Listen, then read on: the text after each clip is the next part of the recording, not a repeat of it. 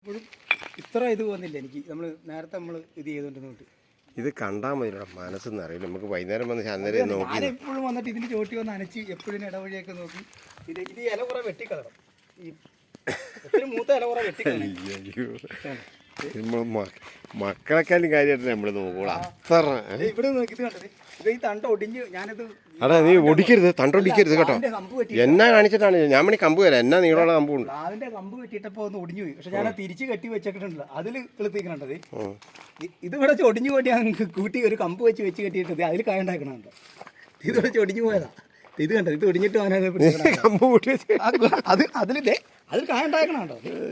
ഇതാണ് ഇതിന്റെ പ്രത്യേകത. നമുക്ക് തുഞ്ചക്കം വരെ അതിന്റെ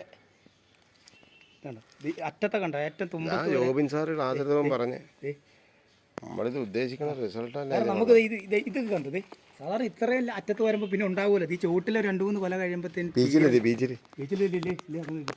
അതുകൊണ്ട് നീ ഇതൊന്ന് എന്തെങ്കിലും പറഞ്ഞേ നീ വീഡിയോയിൽ നമ്മൾ നീട്ട വളം എൻ്റെ തക്കാളിയെന്നും പറഞ്ഞു. നമ്മളിപ്പോൾ ഫസ്റ്റിൽ ചെയ്തതെന്താ വെച്ചാൽ ആദ്യം നമ്മൾ ഇപ്പോൾ ഇവിടുത്തെ മണ്ണിൽ വളത്തിൻ്റെതായ യാതൊരു ഇതുമില്ലായിരുന്നു. ഇപ്പോൾ നമ്മൾ ആദ്യം ആ സിമെൻറ്റ് ഇതെല്ലാം തട്ടിക്കളഞ്ഞ് ആ മണ്ണ് ലെവലാക്കിയിട്ട് DNC 90 10 ഗ്രാം ആ മണ്ണിനടിയിൽ ആദ്യം ഇട്ട് ഒന്ന് ഇളക്കി അതിലേക്ക് തക്കാളിയുടെ തൈ നട്ടു.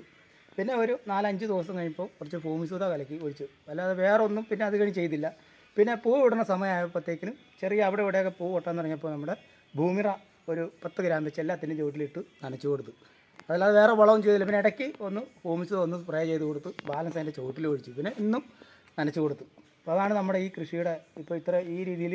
പക്ഷെ നമ്മൾ ആദ്യമായിട്ടാണ് നേരത്തെയൊക്കെ ചെയ്തുകൊണ്ടിരുന്ന കൃഷിയിൽ നമുക്ക് 1-2 ചുവട്ടിലുള്ള ഉണ്ടാകുന്ന ആ ഒരു തക്കാളി കഴിഞ്ഞാൽ പിന്നെ മേളിലോട്ട് ഇതേപോലെ പൂ ഉണ്ടാകാറില്ല, കായും ഉണ്ടാകാറില്ല.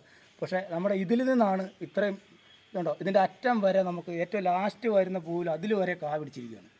അപ്പോൾ നമുക്ക് ഏറ്റവും ലാഭകരമായി കൃഷി ചെയ്യാൻ പറ്റുന്ന ഏറ്റവും നല്ല മാർഗ്ഗമാണ്. കാരണം നിസാരം എനിക്കിപ്പോൾ ഇത്രയും ഇത് ചെയ്താൽ തന്നെ ഒരു 60-70 രൂപ വളത്തിന് വേണ്ടി മാത്രമേ എനിക്ക് ഈ കൃഷിക്ക് വേണ്ടി മുടക്കായിട്ടുള്ളൂ. പക്ഷെ നമ്മൾ സാധാരണ ആദ്യം ചെയ്ത കൃഷിക്കൊക്കെ എനിക്ക് ഒരു 10-250 രൂപയോളം ഇത്രയും തക്കാളി. അല്ല ഇത് നിന്റെ ഇപ്പൊ ഈ 2 കൊല പറിച്ചാൽ തന്നെ 1/2 കിലോ കൂടുതൽ തക്കാളി ഉണ്ട്. അപ്പുറത്ത് കാണുന്ന ആ ഒരു കൊല തക്കാളി തന്നെ ഒരു 3/4 കിലോളം ഉണ്ടാകുന്ന വലിയതാണ്. ഇനിയിപ്പോൾ അത് പഴുത്തും കൂടി വരുമ്പോഴത്തേക്കും വെയിറ്റ് കൂടും ആ ഒരു കൊലയിൽ നിന്ന് തന്നെ. നമുക്ക് അങ്ങോട്ട് പോകാം. പീച്ചിങ്